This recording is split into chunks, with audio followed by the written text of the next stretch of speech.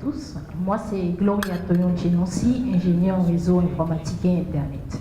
J'ai l'honneur de modérer ce panel constitué de M. Serge Adjovi, qui est le directeur de l'Agence pour le développement du numérique, c'est bien ça, suivi de M. Tobossi, ingénieur pédagogique en multimédia et expert en Internet des objets. Et enfin, nous avons M. Ratel Moudji, qui est spécialiste de l'intelligence artificielle et de l'optimisation. Mais bon, je vais les laisser se présenter plus amplement avant de continuer.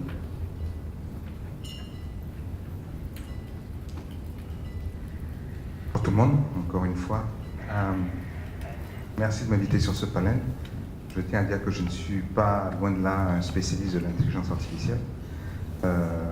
Mais je crois qu'au niveau du développement du numérique, au niveau de l'agence de développement du numérique, au niveau du secteur de l'économie numérique en général, j'ai la conviction, et on pourra en parler, que si nous mettons le doigt et si nous réussissons à avoir du succès dans l'intelligence artificielle, la donne va changer complètement. Aujourd'hui, c'est un des axes majeurs de développement, aussi bien des opérateurs mobiles, donc les applications mobiles sont tout à fait en droite ligne de ce dont nous parlons, mais aussi des autres développeurs.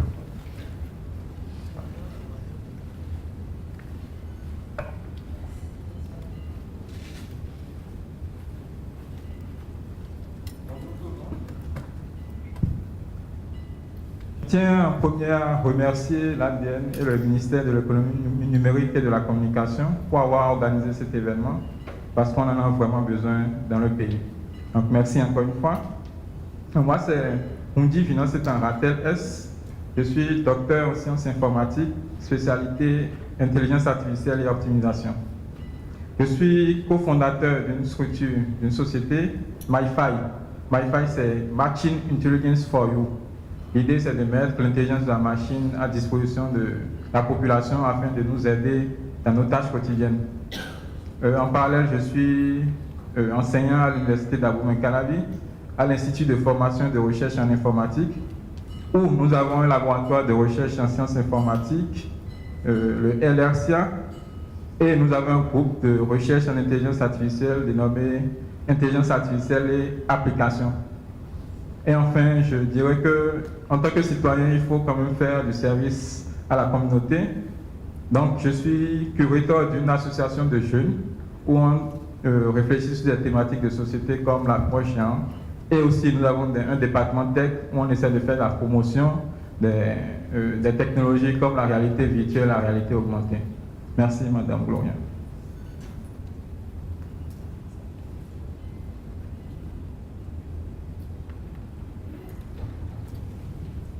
Moi, c'est Tobossi Olivier. Je suis ingénieur pédagogique multimédia.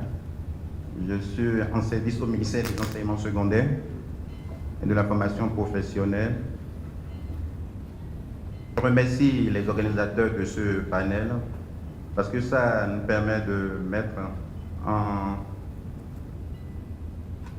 montrer comment nous pouvons utiliser l'intelligence artificielle pour accompagner le numérique au Bénin.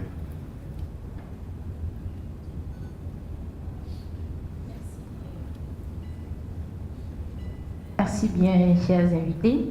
Avec mes distingués invités, nous aurons à débattre sur le thème qui est comment l'intelligence artificielle est un élément incontournable pour concevoir une application mobile.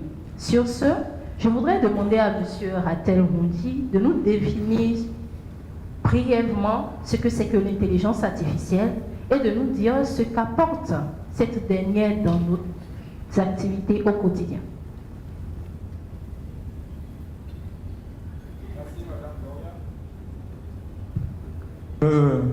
En fait, l'intelligence artificielle, les experts internationaux ont du mal à mettre une définition claire sur le thème intelligence artificielle. Mais on s'entend sur une façon basique de définir l'intelligence artificielle qui serait de rendre les machines intelligentes, donc de simuler l'intelligence au niveau des machines. Évidemment, souvent avec les films de science-fiction, dès qu'on parle à l'intelligence artificielle, on voit de gros robots, de grosses machines qui sont en train de détruire le monde, dotés de conscience et tout. Pour l'instant, on n'en est pas encore totalement là, mais les applications de l'intelligence artificielle sont présentes tous les jours. Aujourd'hui, je suis sûr que chacun de nous, on est allé sur Google faire une recherche rapide, on est allé sur nos comptes Facebook, on est allé sur WhatsApp. Toutes ces plateformes-là ont de l'intelligence artificielle implémentée. Si on prend l'exemple classique de Google, si vous prenez deux individus qui tapent les mêmes mots-clés dans leur espace de recherche, ils ne verront, enfin la probabilité qu'ils voient les mêmes résultats de recherche est très faible.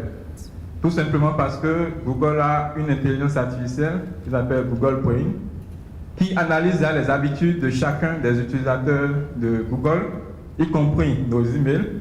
Officiellement, ils n'ont pas le droit, mais ce n'est pas des humains qui lisent les mails, donc ça va. Donc c'est des robots, des IA qui lisent les mails, qui voient nos habitudes et tout. Et c'est en fonction de ces analyses-là qu'ils essaient de donner des résultats les plus personnalisés possibles. Et ils font tout pour justement que ces résultats soient très pertinents au niveau de l'utilisateur. Parce qu'ils font du chiffre d'affaires justement lorsqu'on a plus de clics sur des publicités et autres.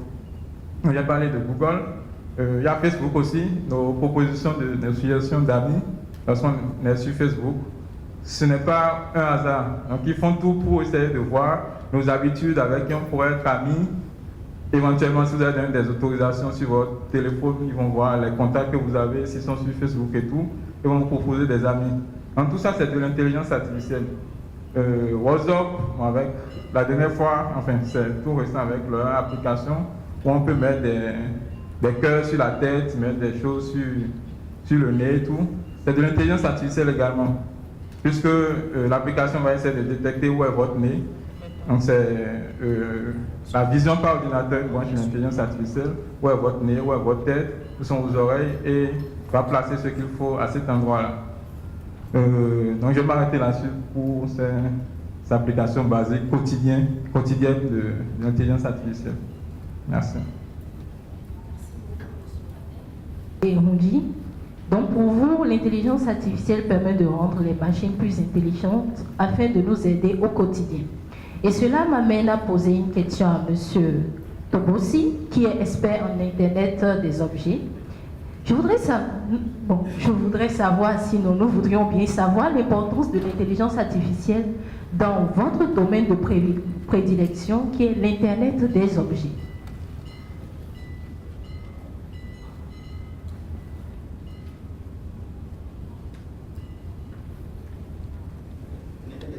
C'est utilisé pour collecter des données.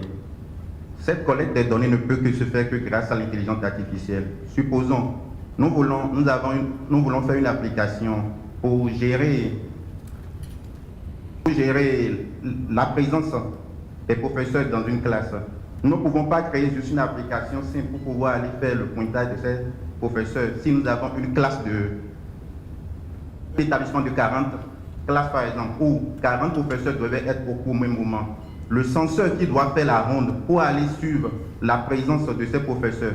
Or, il suffirait seulement que j'ai un capteur ou bien une borne de retard là, et jusque le professeur arrive, il badge cette borne et directement il renseigne qu'il est présent au cours, et il y a la reconnaissance faciale qui est derrière déjà dans la salle, qui sait qu'il est présent au cours et nous envoie cette donnée grâce aux objets connectés qui est notre borne.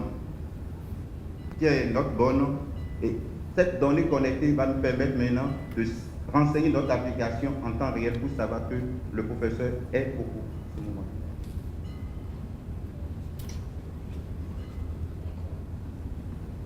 Monsieur Adjovi, étant directeur de l'Agence pour le développement du numérique au Bénin, je m'en vais vous demander de ce pas l'impact de l'intelligence artificielle sur les différents secteurs d'activité de notre pays.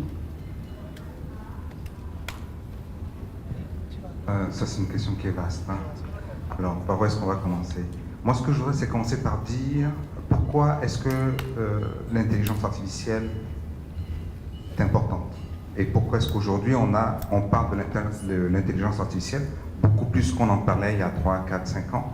Parce que l'intelligence artificielle, ce n'est pas d'aujourd'hui qu'elle existe. Elle existe depuis de très nombreuses années et il y a de la recherche dessus depuis de très nombreuses années.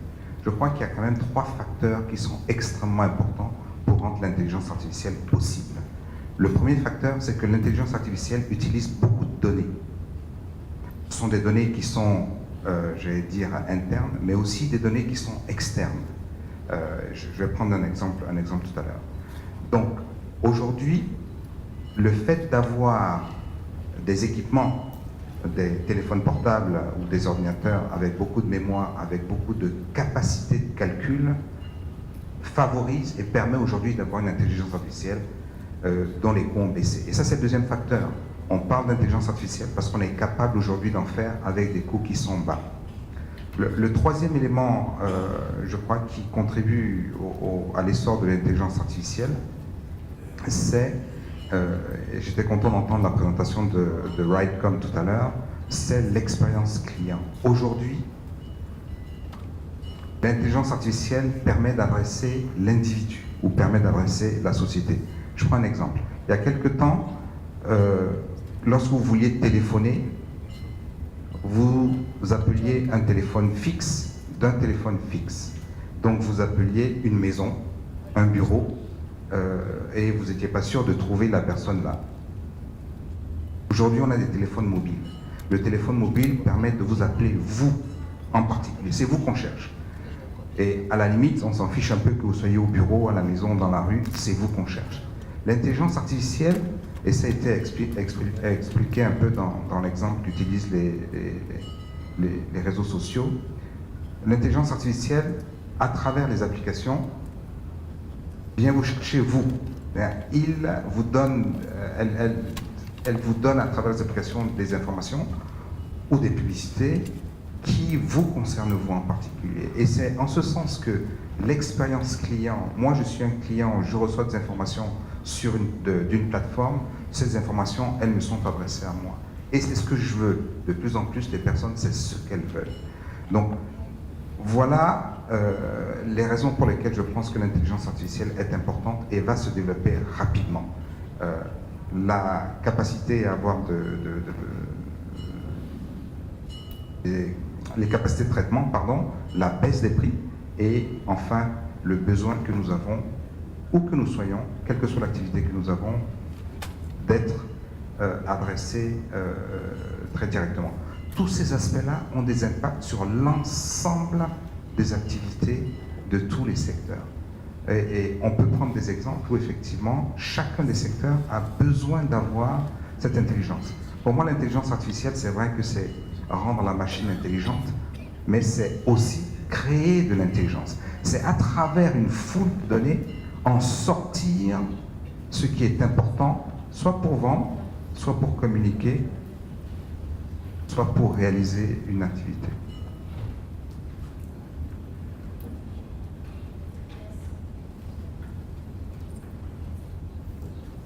Je vais essayer d'apporter quelques éléments de réponse. Déjà, comme la modératrice a eu à le dire, la plupart de nos étudiants ont souvent leur smartphone en main et tout. Et évidemment, en général, c'est pour naviguer, pour aller sur les réseaux sociaux. Idéalement, il faudrait des applications éducatives pour les amener à apprendre tout en utilisant leur smartphone. Puisque, bon, le fait est là, leur interdit d'utiliser les smartphones, ça va être un peu compliqué. Mais là où c'est intéressant, c'est d'essayer de mettre un peu d'intelligence artificielle dedans. L'idée, c'est de voir, peut-être en fonction du niveau de l'étudiant, en fonction des cours qu'il regarde, en fonction de ses réponses aux divers quiz, d'offrir des suggestions.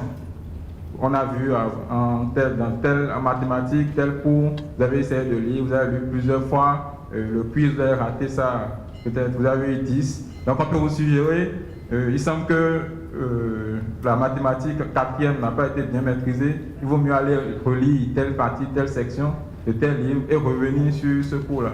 Et donc on peut insérer des éléments d'intelligence artificielle dans ce genre d'application, de façon à ce que ça ne soit pas une application générique.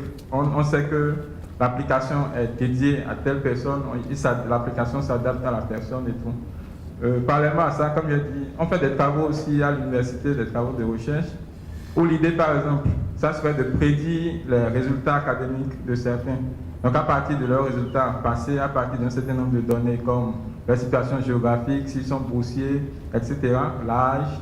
Et donc l'idée, ça serait, en fonction, avec tous ces paramètres-là, lorsqu'on va insérer ces paramètres dans le système qui aurait déjà pris un certain nombre de données en temps, l'application pourra nous dire si cet étudiant-là pourrait faire tel enseignement. Donc, est-ce qu'il va réussir telle unité d'enseignement? Est-ce qu'il, dans un premier temps, est-ce qu'il peut faire les sciences? Est-ce qu'il peut aller, par exemple, à l'IFRI faire informatique? Ou bien il vaut mieux qu'il fasse le 3 en fonction d'un certain nombre de paramètres et surtout en fonction de ce que l'intelligence artificielle aurait eu à apprendre des anciennes données des anciens étudiants. Merci. Je vais appuyer son idée en disant nous pouvons utiliser l'intelligence artificielle pour orienter pour l'orientation de nos apprenants. Et de plus encore, nous pouvons utiliser l'intelligence artificielle dans les besoins de nos apprenants à besoins spécifiques, c'est-à-dire les handicapés, nos sourds-muets et autres. Nous pouvons utiliser aussi l'intelligence artificielle pour réduire le taux d'échec scolaire à travers un dispositif que nous tentons de penser qui est une carte de score, c'est-à-dire qui va suivre le parcours de l'apprenant depuis le maternel jusqu'à l'université. Et pour le faire, nous avons besoin d'un numéro d'identification unique pour cet apprenant. Nous avons besoin de beaucoup de données, d'où l'apport des objets connectés qui doivent être implémentés le plus dans le système éducatif, parce que nous avons besoin des données sur la gestion de la vie scolaire de l'établissement. Qui dit vie scolaire dit tout ce qui se passe du point de vue administratif et du point de vue pédagogique dans l'établissement. L'intelligence artificielle peut revenir aussi renforcer la qualité de l'éducation. Aujourd'hui, nous disons qu'il y a la baisse du niveau de qualité, nous pouvons utiliser aussi l'intelligence artificielle dans le renforcement de la qualité de notre système éducatif.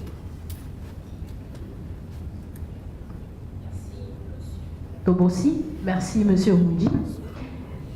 Monsieur Adjouri, comment les institutions pensent-elles introduire ou bien comment poser la question déjà? Comment les institutions, puisque vous êtes directeur de l'Agence pour le développement du numérique, pensent-elles relier l'expérience client des apprenants et l'information que nous avons par rapport aux résultats académiques, comment relier tout ça pour pouvoir améliorer le rendement scolaire? Parce que de plus en plus, nous constatons que nos résultats continuent à baisser, alors que grâce à l'intelligence artificielle et aux applications que nous développons, nous devons quand même arriver à rehausser le niveau des apprenants. Donc, dans le domaine de l'éducation, je crois qu'il faut faire attention. C'est pas parce qu'on va introduire des tablettes, des smartphones qu'on va se retrouver plus intelligent et on va faire les choses mieux. Il ne faut pas oublier que, par exemple, en France, ils viennent d'interdire les téléphones mobiles à l'école, pendant l'école. C'est pas innocent. Ça veut dire que derrière tous ces aspects positifs dont on parle, il y a quand même des aspects négatifs. J'ai entendu mes prédécesseurs parler, je voudrais faire une différence entre ce qu'on pourrait appeler le big data, donc l'intelligence qui pourrait sortir d'une compilation, d'un traitement important de données, et l'intelligence artificielle.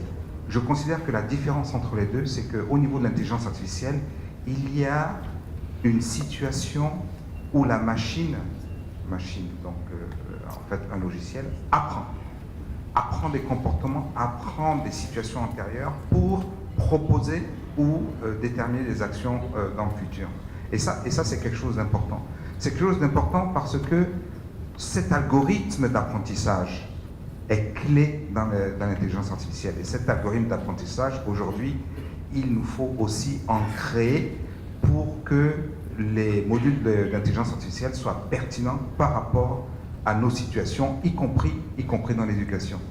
Et je voudrais revenir dans l'éducation, il y a de nombreuses opportunités où l'intelligence artificielle peut jouer un rôle. Je ne sais pas si les performances de nos enfants sont en déclin, mais en tout cas, on peut toujours chercher à les améliorer. Et effectivement, à partir du moment où il y a des données internes qui sont mes notes à l'école, et des données externes qui sont la proximité d'un contrôle de mathématiques qui arrive, et des données qui sont un certain nombre d'exercices que j'ai pu faire. Si toutes ces données sont agrégées, on peut concevoir qu'il y a un algorithme qui permette de dire il faut que tu travailles un peu plus tes mathématiques, en particulier l'algèbre, parce que c'est là où les exercices n'ont pas donné les résultats nécessaires. Donc c'est vrai qu'il y a cet aspect-là qui est possible.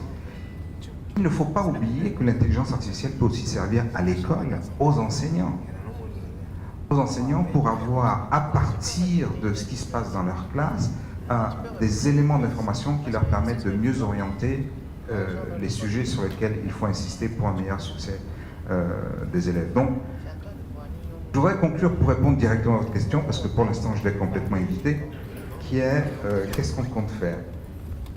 L'administration, les ministères de l'éducation, à mon avis, ne vont adopter des systèmes d'intelligence artificielle que dans la mesure où ces systèmes-là existent sur le marché. Donc j'ai un peu envie de retourner la balle vers le marché en disant, créez-nous des modèles et des systèmes d'intelligence artificielle adaptés à l'éducation et dites-nous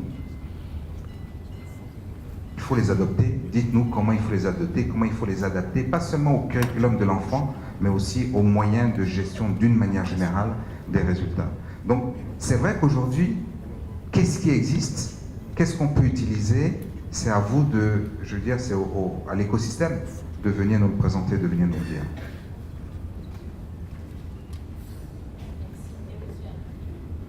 Monsieur Oundi Radel, vous avez dit tantôt lors de votre présentation que vous travaillez à l'Institut de formation, IFRI, à l'université d'Abomey-Calavi, et où il y a un laboratoire de recherche sur l'intelligence artificielle.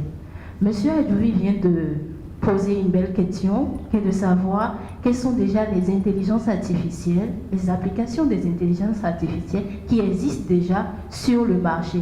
Et aussi, n'oublions pas que vous avez organisé l'année passée un concours sur l'intelligence artificielle où, au cours du concours et à la fin du concours, il y a eu un panel durant un événement durant lequel des intelligences artificielles ou des futures applications d'intelligence artificielle ont été présentées. Donc dites-nous un peu s'il y a des applications d'intelligence artificielle sur le marché qui pourraient aider dans l'éducation tant bien que dans d'autres secteurs d'activité aussi.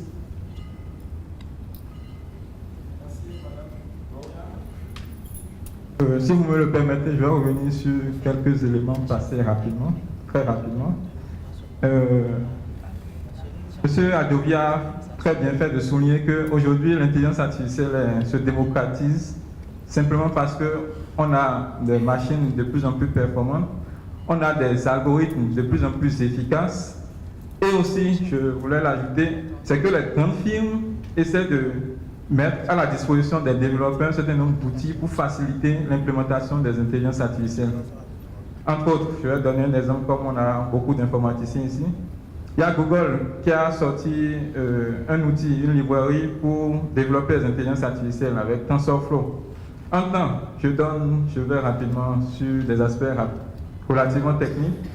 Une façon d'implémenter une intelligence artificielle, ça serait de simuler l'intelligence en simulant un réseau de neurones artificiels. Donc on va essayer de créer des réseaux de neurones comme ça se passe dans notre cerveau. On va essayer de simuler le partage d'informations et ce réseau de neurones va apprendre en fonction des données qu'elle a, va apprendre, s'auto-adapter de façon à ce que lorsqu'on lui donne de nouvelles données, elle puisse prédire, elle puisse classer en fonction des éléments. Et donc, en temps, pour développer, pour implémenter 16 réseaux de neurones, c'est des milliers de lignes de code et ça prend énormément de temps. Aujourd'hui, avec les librairies qu'on a, TensorFlow par exemple, ou Facebook a sorti PyTorch, ils sont en concurrence en guillemets.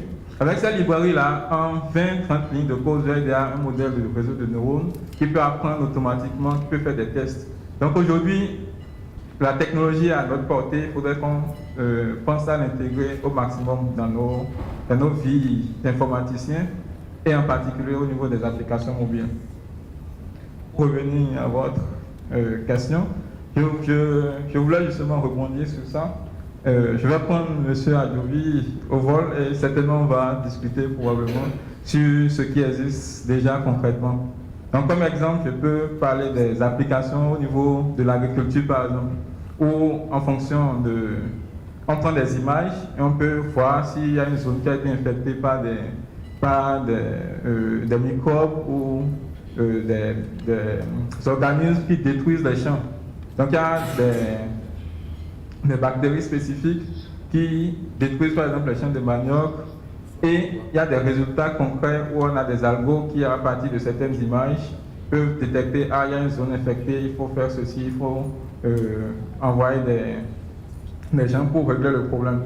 Donc c'est des applications concrètes mais souvent orientées recherche. Donc il faudrait qu'avec les institutions qui sont là, le ministère de l'économie numérique, l'agence pour le développement du numérique, on puisse travailler ensemble. Je vais donner un autre exemple, c'est un travail d'un étudiant pour le trafic routier. Identifier les voitures qui ne sont pas en règle. Donc l'idée c'est de mettre un système embarqué quelque part et le système qui prend un flux de vidéos va essayer de voir les véhicules, identifier la plaque d'immatriculation, essayer de traiter et ensuite on a la base de données et on va dire ce véhicule-là est volé, ce véhicule-là n'est pas à jour vis-à-vis de ceci ou de cela. Donc ça, c'est des applications qu'on développe couramment. J'ai parlé de prédiction, par exemple, des résultats d'étudiants et autres. Donc, un autre exemple par rapport à l'intelligence artificielle à MyFi, par exemple, où on a développé une prise électrique connectée. Ce genre de prise existe, on utilise Internet, on peut les contrôler à distance, éteindre, allumer une lampe, éteindre la télé, allumer la télé à une certaine heure, interdire que la télé soit allumée après une certaine heure. Il y a un certain nombre de prises électriques qui existent sur le marché, mais en général, c'est des prises qui utilisent Internet pour être contrôlées. À MyFi, on a développé des prises électriques intelligentes où on a une station électrique qui émet son propre Wi-Fi. Donc l'idée, c'est, puisqu'on a remarqué que tout le monde n'a pas Internet à la maison, l'idée c'est de faire des systèmes faciles à utiliser, abordables. Et donc la station de contrôle contrôle un certain nombre de prises électriques et à partir d'une application mobile, on peut contrôler tel équipement, tel autre, programmé. Mais le plus, c'est qu'on est en train de développer une intelligence artificielle qui apprend des habitudes des clients. Donc, on sait que les lundis, il éteint souvent sa lampe à 6 heures.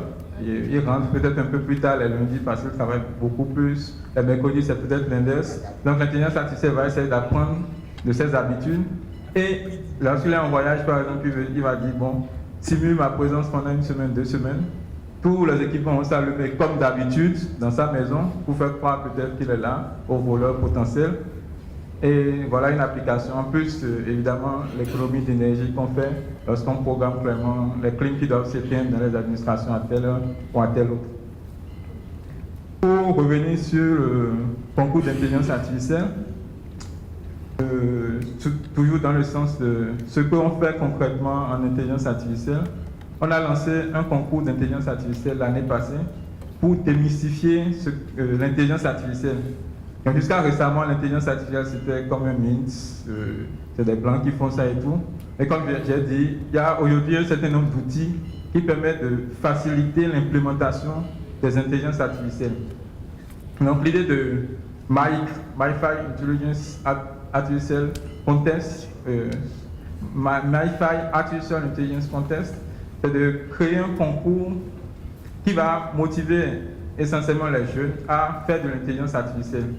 On a 2 objectifs, démystifier l'intelligence artificielle et rendre populaire un certain nombre d'applications, un certain nombre de jeux d'origine africaine. Donc l'année passée, c'était en 2017, on a lancé le concours sur le célèbre jeu Awalé. On a eu 36 équipes qui ont participé. Donc les équipes, c'est 2 ou 3 membres. L'idée, c'est d'implémenter un algorithme qui soit capable de jouer à Awalé. Donc 36 équipes, il y a eu 3 phases.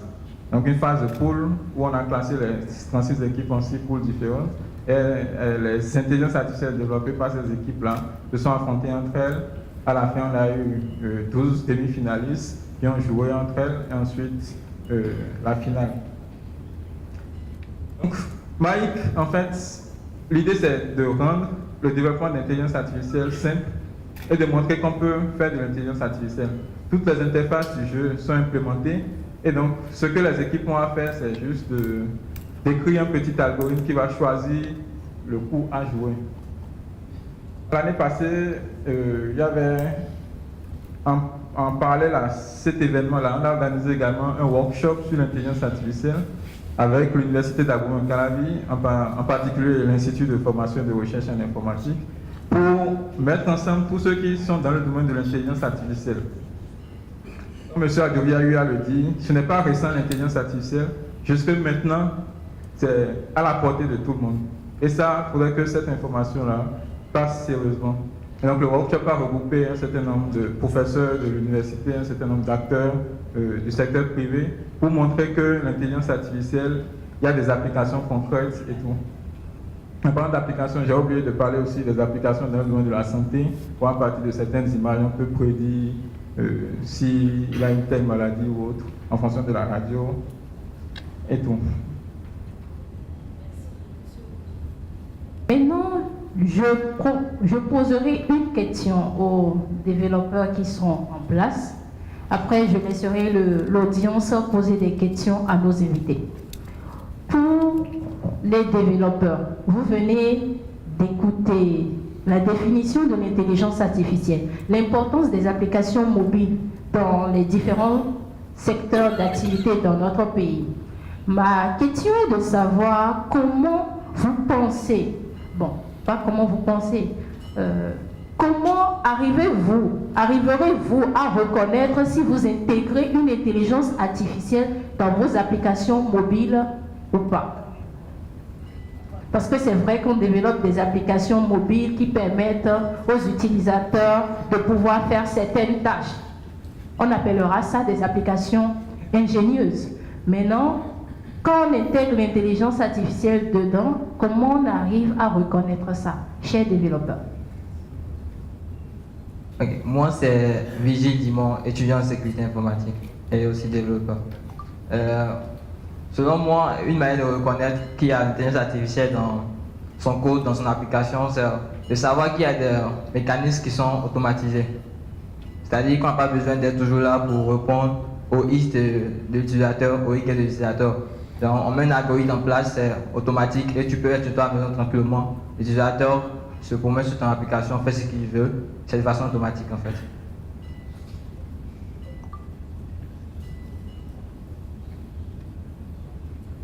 Autre réponse? Non.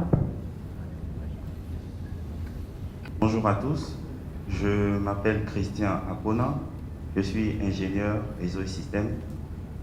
Alors j'ai 2 questions et un petit apport. Alors, je voudrais savoir, est-ce que, puisque tout à l'heure vous avez dit que l'intelligence artificielle existait depuis, et on en parle plus aujourd'hui, est-ce que vous pensez que c'est parce que aujourd'hui il y a plus de données collectées que nous parlons plus de l'intelligence artificielle? Parce que de ma compréhension de la chose, plus il y a des données, mieux les algorithmes d'intelligence artificielle sont efficaces. Et donc je me dis, parce qu'il y a beaucoup de données, on parle plus aujourd'hui de l'intelligence artificielle. Donc je voudrais savoir si c'est le cas. Alors, moi je suis en train de me poser aussi une autre question. Est-ce que nous ne nous dirigeons pas tout droit vers la 3e guerre mondiale? Pourquoi Alors, si d'ici quelques années, parce que quand vous regardez un peu sur Twitter, je suis très actif sur les solutions allant dans le sens de l'intelligence artificielle. Il y a beaucoup de pays qui font de grandes choses. La France a investi des milliards dans ce domaine. Alors je me dis, est-ce que les gens ne vont pas perdre des emplois? Est-ce que nous n'allons pas tout droit vers une troisième guerre mondiale où, écoutez, les machines feront tout à notre place? Et puis, voilà quoi. Et pour finir, j'ai récemment lu un document où un jeune russe disait qu'il était totalement hébété de voir comment marchent ces algorithmes à chaque fois qu'on leur donne des données diverses. Alors, diverses parce que lorsque vous soumettez à ces algorithmes des données dans le domaine de la communication, ça passe, ça donne des résultats magnifiques. Et donc, il s'inquiétait par rapport à la qualité de ces algorithmes pour le long terme. Voilà. Donc, je voudrais savoir, est-ce que nous devons nous inquiéter parce que ces algorithmes fonctionnent, mais personne ne sait comment ça fonctionne en fait. Ça apprend, comme dans notre tête.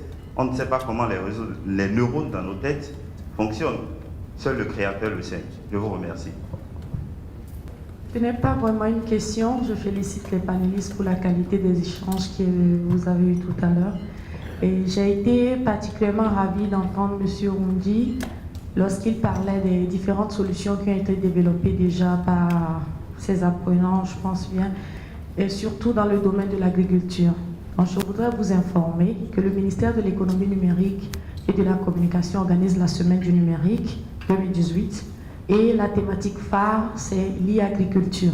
Donc je voudrais que vous fassiez ambassadeur donc, du challenge que nous avons lancé dans ce cadre-là pour que vos filles, si je peux les appeler ainsi, puissent compétir, puissent proposer ces solutions-là dans le cadre de ce challenge et au besoin que vous les coachiez pour que ces solutions-là soient vraiment en vue dans la compétition que nous sommes en train d'organiser. Merci. Merci. Moi, ce n'est pas une question, c'est une demande que je veux faire à la salle. Je suis Madame Vignon Elvire, avocate et à présent arbitre et médiatrice. Je n'utiliserai peut-être pas les bons mots parce que les mots qui sont utilisés ici aujourd'hui ne sont pas les mots de mon métier. Mais la demande que je voudrais formuler, c'est demander à ceux qui le peuvent dans la salle de mettre l'intelligence artificielle au service de nos juges, de nos avocats et de tous ceux qui participent au service de la justice. Parce que je pense que nous pouvons avoir, partant de la question que Madame Dionsi a posée aux développeurs, nous pouvons avoir beaucoup d'applications ingénieuses en matière de justice. Il y en a déjà. On a des bases de données de décisions de justice, de jurisprudence. Mais comment pouvons-nous passer de ces bases de données à l'aide personnalisée aux juges et à tous les partenaires de la justice? Si quelques-uns savent le faire, qu'ils nous aident à le faire. Voilà, merci. Si, toujours Vigile Dimon. Moi j'ai deux questions et une demande à faire à Madame le ministre. La première question c'est adressée à M. Olivier Toboussi du ministère de l'enseignement secondaire. Je vais demander à M. Olivier quelles sont les démarches au niveau du ministère de l'enseignement secondaire pour accompagner les jeunes qui se lancent dans le développement à partir de l'intelligence artificielle à mieux réaliser leurs projets. Vous avez demandé vous avez bien dit que des jeunes silence, des jeunes travaillent, mais les jeunes s'approchent pas des experts. Mais j'aimerais savoir, est-ce que c'est facile d'approcher ces experts? Moi, pour mon expérience, j'ai vu que vraiment c'était pas facile. Il fallait passer par beaucoup de protocoles pour pouvoir avoir certaines informations auprès de certains experts dont vous parlez. Ma deuxième question, c'est adressée à M. Adovi, le DG de l'ADN. J'aimerais savoir, monsieur, quelles sont les démarches à votre niveau aussi pour accompagner les différents apprenants et les étudiants dans le domaine de l'intelligence artificielle, pour les amener à plus se lancer dans ce domaine et à ne pas être découragés quand ils commencent un projet. Par exemple, moi, je travaille actuellement sur un projet, mettre en place un système d'orientation pour aider nos différents jeunes, mes petits frères, depuis la classe de 3e, à ne pas rater leur orientation. C'est un niveau phare, c'est la base en fait des études universitaires. Une fois que tu as des orientations depuis la 3e, c'est fini pour toi, tu n'attends rien. Mais comment avoir les données? La seule donnée que j'ai, c'est le guide d'orientation universitaire. C'est par ce guide seulement que je peux avoir des informations sur nos universités et mettre en place mon projet. C'est vraiment difficile d'avoir des informations et j'aimerais que vous nous aidiez sur ce point. Mais ma demande, c'est à Madame le ministre et aussi au DG, à tout le monde ici présent. J'ai beaucoup remarqué que lorsque les structures ont besoin, les structures gouvernementales, elles ont besoin de solutions numériques. Ils vont plus vers l'international, vers les experts d'ailleurs, les grandes les entreprises. Moi, je pense qu'il faut souvent aussi penser aux étudiants. Nous avons des étudiants qui sont bons, qui travaillent, qui forment des groupes dans les écoles. Pourquoi ne pas venir dans une école, dire bon, on veut 10 étudiants, faites 2 groupes de 5-5, vous allez travailler sur ce projet. Et on voit des 2 projets, quel est le meilleur projet, quelle est la meilleure solution. Et on adopte, ça veut d'aller remettre des millions à l'extérieur pour avoir une solution donnée. Merci. Nous vous remercions pour toutes les questions. Nous allons à présent retourner la parole aux panélistes. Merci pour vos questions. Monsieur, l'ingénieur réseau, monsieur Apollon, c'est bien ça? Je voudrais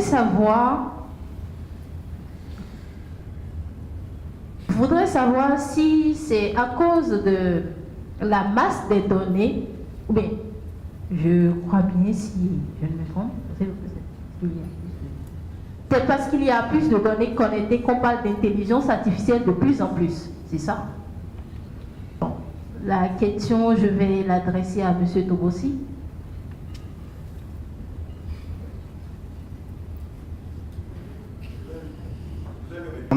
Oui, c'est parce qu'aujourd'hui nous avons une masse de données que nous avons commencé par penser à l'intelligence artificielle, parce que l'intelligence artificielle est au milieu de la visualisation des données. Si nous prenons les objets connectés, ils recueillent les données et ces données sont cachées dans les big data, c'est ce que nous appelons communément big data. Et cette big data, l'intelligence puise dans cette big data pour pouvoir prédire, expliquer et conseiller s'il le veut. Donc c'est en fonction de cette marque de données que nous avons aujourd'hui que nous parlons de l'intelligence artificielle.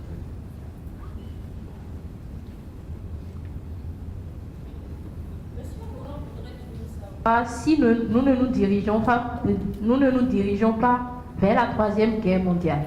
C'est bien ça. Je laisse l'un de nos panélistes nous répondre par rapport à cette question.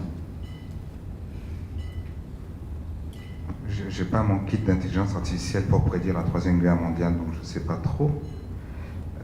Mais les problématiques qui sont derrière sont des problématiques réelles. Toutes les développements technologiques, et ça remonte à très loin, créent des pertes d'emplois et créent des créations de nouveaux emplois qu'il s'agit d'identifier et qu'il s'agit de promouvoir et d'embrasser. Donc, et je voudrais à Souro reprendre l'exemple de la salle avec la justice. Aujourd'hui, il y a déjà des systèmes d'intelligence artificielle dans le domaine de la justice. Ce sont des systèmes qui sont relativement, qui sont très utilisés parce qu'il y a eu cet engouement en Europe pour ces plateformes qui répondent à des problématiques de justiciables et en même temps qui sont critiqués par le métier parce que le métier craint un peu ce que j'appellerais une ubérisation de la justice. C'est-à-dire que les gens commencent à s'adresser de plus en plus à des plateformes, donc à des machines qui ont cette capacité à apprendre à traiter beaucoup de données et donc à pouvoir répondre sans qu'il y ait ni un avocat, ni un juge, ni un homme de loi dans la boucle. C'est un peu la même chose pour la santé. Donc, je crois qu'il y a là effectivement un besoin au Bénin. Je crois que ce serait fantastique qu'on y arrive, mais je crois aussi qu'il faut toucher les limites de ces pratiques. Et donc, je ne sais pas si au Bénin il faut créer les algorithmes. Je pense que les algorithmes existent. Les données qu'elles doivent traiter, par contre, sont différentes puisqu'elles sont des données qui sont typiquement béninoises. Pour revenir à une réponse qui a été donnée, moi je ne pense pas que c'est parce qu'il y a plus de données qu'il y aura plus d'intelligence artificielle. Je pense que les données, il y en avait déjà beaucoup avant. C'est vrai qu'il y en a de plus en plus, mais ce qui crée l'intelligence, ce qui crée l'engouement pour l'intelligence artificielle, c'est qu'on est tout simplement à maturité. On est tout simplement capable maintenant de le faire sur des gros volumes pour des grosses entreprises, mais aussi le faire à des volumes, à des échelles plus petites, capacité de traitement, capacité de stockage, capacité d'aller chercher les informations où elles se trouvent. Donc, voilà ce que je voulais dire sur ce sujet.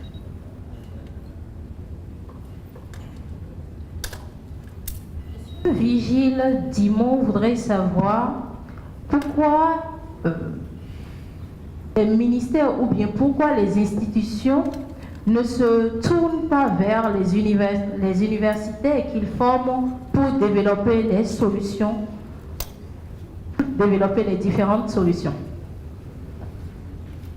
Après la réponse à cette question, ceux qui ont eu à poser des questions vont s'approcher des panélistes pour pouvoir avoir plus d'amples réponses par rapport à leurs questions, puisqu'on est déjà à terme de notre panel.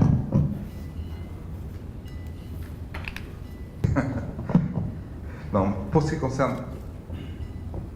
J'interviens. Oui, pour ce qui concerne l'aide que l'ADN peut apporter, bon, ce que je vous propose, c'est que nous voyons et on va voir comment est-ce qu'on peut vous aider. Pour l'aide ou la position des pouvoirs publics, c'était ça la question, hein. La position des pouvoirs publics. Rappelez-moi la question. Pourquoi les gouvernants se tournent vers l'extérieur? Ah, pourquoi? Oui, c'est vrai qu'on a une responsabilité par rapport au projet que l'on fait. Et je crois que la ministre en a parlé dans son allocution d'ouverture, si vous vous rappelez bien. La volonté d'utiliser des ressources locales et des compétences locales est là. Il faut déjà que ces compétences locales et ces ressources locales soient visibles et soient structurées. On peut les utiliser, bien sûr qu'on va les utiliser.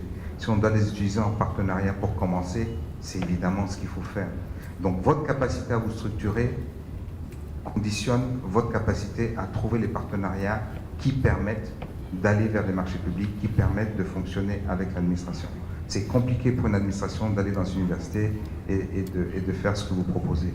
Si vous regardez ce qui se passe à l'étranger, dans la plupart des universités ou la plupart des grandes écoles, vous avez une entité qui, il y a différents noms, ça peut s'appeler une junior entreprise, ça peut s'appeler, il y a différents noms, mais acquis au sein de l'université, avec 1 ou 2 enseignants et un certain nombre d'étudiants qui sont prêts à travailler pour le secteur privé. Je ne parle pas du système américain. Hein.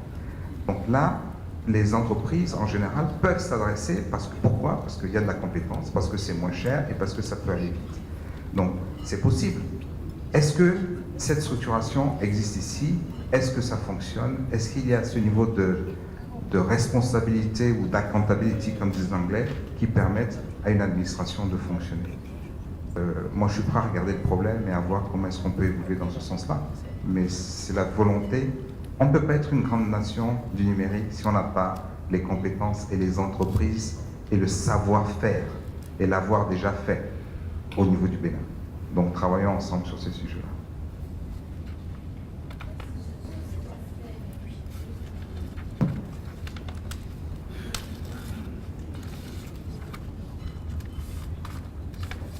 sais qu'on est pris par le temps, je ne vais pas être long. Il y a un dilemme pour répondre donc à la requête qui a été posée. Il y a un dilemme pour les pouvoirs publics. Vous me parlez en tant que jeune désireux de contribuer, de montrer ce que vous savez faire. C'est très légitime. Mais en face de vous, il y a l'ensemble de la population béninoise à qui les résultats ont été promis par rapport aux divers projets, en termes de qualité, en termes de mise en œuvre. Et en termes de besoins aussi. Et donc, la responsabilité dont parle le DG, c'est cette responsabilité que nous avons de mettre en œuvre ces différents projets avec la qualité qu'il faut pour qu'on ne dise pas, on n'ait pas l'impression que cela a été fait avec de la négligence. Donc, pour mettre en œuvre ces projets, nous ne nous adressons pas à des groupes internationaux, nous nous adressons à des entreprises qui sont en mesure de pouvoir rendre le service qui est attendu, livrer les produits qui sont demandés, aux normes et aux standards auxquels nous devons en fait être pour fournir ce genre de services et de produits à la population. C'est tout le dilemme. Donc, comme le dit M. Adjovi, c'est de voir à qui on s'adresse lorsque nous voulons, par exemple, utiliser la compétence que vous êtes. Quelle est l'interface avec laquelle nous devons parler pour être sûr que la qualité y sera, pour être sûr que le planning sera respecté et un certain nombre d'autres critères qui sont nécessairement à remplir. Donc, c'est une question à plusieurs dimensions, dans laquelle plusieurs types d'acteurs doivent intervenir. Les ministères de l'Éducation, de l'Emploi aussi, pour organiser cela et créer ces interfaces-là. Merci. Merci Madame la Ministre pour cette intervention. C'était comment l'intelligence artificielle est un élément incontournable pour concevoir une application mobile présentée par Serge Adjovi, Olivier Tobossi, Ratel Roundji et modéré par Gloria Chenyansi, que je vous prie d'ovationner s'il vous plaît.